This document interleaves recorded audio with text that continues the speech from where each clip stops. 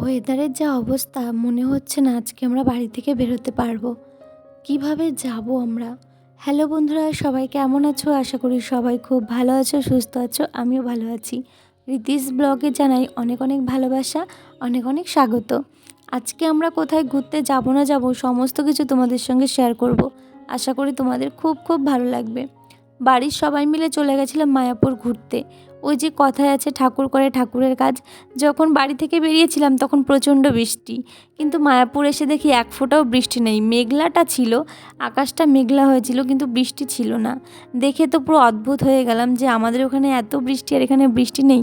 যাই হোক, ভালোই হয়েছে, যেহেতু পরিবারের সবাই মিলে ঘুরতে এসেছি। যদি বৃষ্টি হতো তাহলে কি ভালো লাগতো বলো? এখানে আমি আছি, আমার শাশুড়ি মা, আমার বর, দাদু, দিদা, কাকি, আমার একটা বান্ধবী আর একটা দাদাও আছে। অবশ্যই তোমাদের সঙ্গে আলাপ করাবো, দাঁড়াও, ভিডিওটা তো জাস্ট শুরু করলাম। তারপর সবাই মিলে ফার্স্টে চলে এসেছি হচ্ছে ঘাটে, মায়াপুর ঘাটে গঙ্গা জল নেওয়ার জন্য। বাড়িতে যেহেতু গঙ্গা জল অনেক হয়ে গেছে আর আমরা সবাই মিলে কিন্তু গাড়িতে এসেছি, তাই সবাই মিলে একটু একটু করে গঙ্গা জল নিয়ে যাব। পাশে যাকে দেখালাম ওটা হচ্ছে আমাদের দীপঙ্কর দা। আর যেহেতু আমরা রথের পরে গেছিলাম তাই রথগুলো এখানে দেখো পরপর সাজানো ছিল। কি দারুণ লাগছিল দেখতে, এখনই এত সুন্দর লাগছিল, তাহলে রথের সময় কি না ভালো লাগছিল। আর এই যে ব্যাপারটা গরুর গাড়ি, এটা আমার একদিকে ভালো লেগেছে আবার একদিকে খারাপ লেগেছে। আগে খারাপটাই বলি। খারাপ লেগেছে এই কারণে যে গরুটার কত কষ্ট হচ্ছে, ওকে হেঁটে হেঁটে এতগুলো মানুষের ওজন বয়ে নিয়ে যেতে হচ্ছে। আর ভালো লেগেছে যে আদিম যুগে গরুর গাড়ি করে যে যাতায়াত করতো সেই ব্যবস্থাটা এরা ধরে রেখেছে। এই যে গাছটা দেখতে পাচ্ছ, এই গাছটার ফলগুলো দেখো, জাস্ট ফলগুলো কি বড় বড় ফল, আর গাছটাও একটা অদ্ভুত রকম দেখতে, আমি কোনোদিনও দেখিনি, ফার্স্ট টাইম দেখলাম। আর এখানে সবাই মিলে আমরা ফটোশ্যুট করছিলাম, ভিডিও শ্যুট করছিলাম।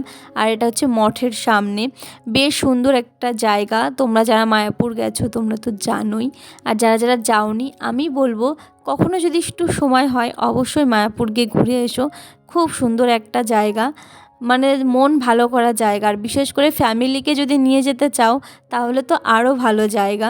তো এখানে আমরা সবাই মিলে আবারও একবার ভয়েস দিয়েছিলাম, তো ভয়েসটা কাটিং হয়ে গেছিলো, তাই ভিডিওটা আবার অ্যাড করে দিলাম, যেহেতু এখানে সবাই আছে সবাইকে দেখাতে পারবো।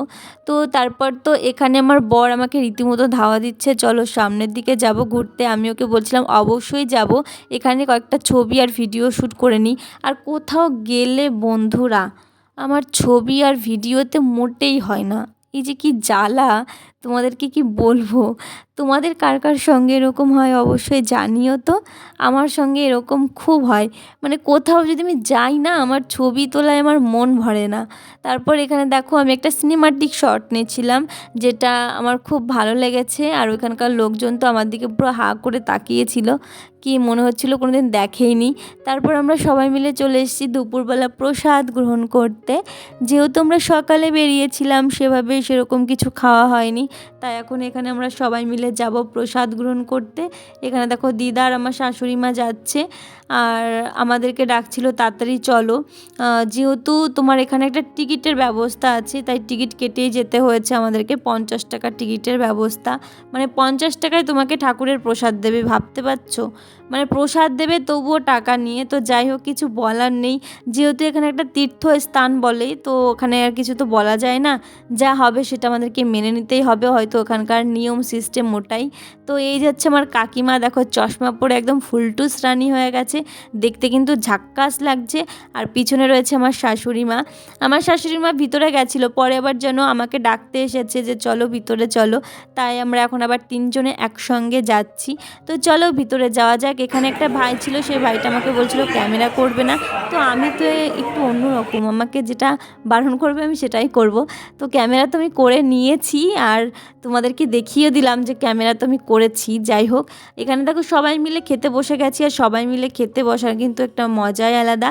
এখানে শুধু আমরা না, যারা অনেকে এসেছিলো এখানে আরও, ঠিক আছে, তারাও এখানে তোমার প্রসাদ গ্রহণ করেছে।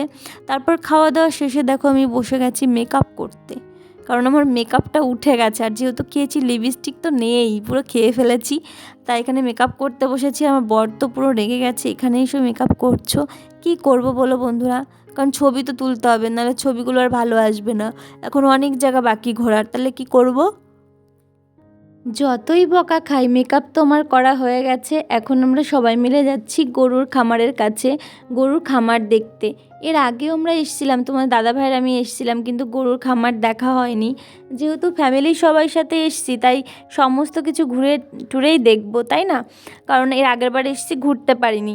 তো চলো গরুর খামার দেখতে যাই। এখানে আমার বান্ধবী তো পুরো ক্লান্ত, কারণ ও এতটা হাঁটাহাঁটি, তারপরে এতটা জার্নিং ওর সহ্য হয় না। তবুও আমি ওকে বলছিলাম কী দিয়ে তৈরি, তুই একটু সহ্য করতে পারিস না। তারপর তো সন্ধ্যা হয়ে গেছে, আর সন্ধ্যার সময় এই যে দৃশ্যটা জাস্ট অসাধারণ লেগেছে, কি বলবো। তোমরা যারা যারা ফ্যামিলি নিয়ে ঘুরতে চাও অবশ্যই একবার মায়াপুর যেও, সত্যি মন ভালো হয়ে যাবে, বিশ্বাস করো। আমাদের তো মনটা খুব ভালো হয়ে গেছে, আর পুরো মনের মধ্যে একটা আলাদা অনুভূতিও হয়েছে।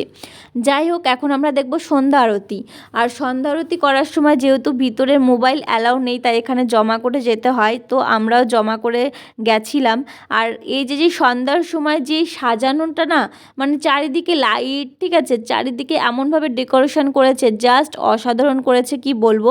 মানে কোনোদিনও যদি যাও মায়াপুরে, তাহলে সন্ধ্যার পরে একটু লোকেশনগুলো একটু জাস্ট দেখে এসো, আমি আবারও বলছি, কারণ সত্যি পুরো মনটা ছুঁয়ে গেছে। তারপর এখন আমরা যাচ্ছি বাড়ির দিকে। তো বাড়িতে তো রাত্রে এসেছিলাম, আর রাত্রে এসে এতটা ক্লান্ত যে কোনো ভিডিও শ্যুট করতে পারিনি। এটা হচ্ছে পরের দিনের ভিডিও। পরের দিন এখন সবাই ওরা চলে যাচ্ছে বাড়ি। আমি আজকে ওদেরকে থাকতে বলেছিলাম, কিন্তু ওরা থাকবে না, যেহেতু ছেলেমেয়ের পড়া আছে।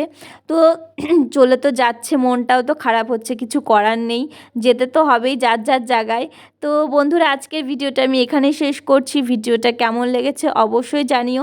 ভিডিওটা যদি ভালো লেগে থাকে একটা লাইক, কমেন্ট, শেয়ার অবশ্যই করে দিও। আর এরকম ধরনের ভিডিও যদি তোমরা আরও দেখতে চাও তাহলে কমেন্ট করে জানিও। তো চলো টাটা, দেখা হবে নতুন কোনো ভিডিওর সাথে।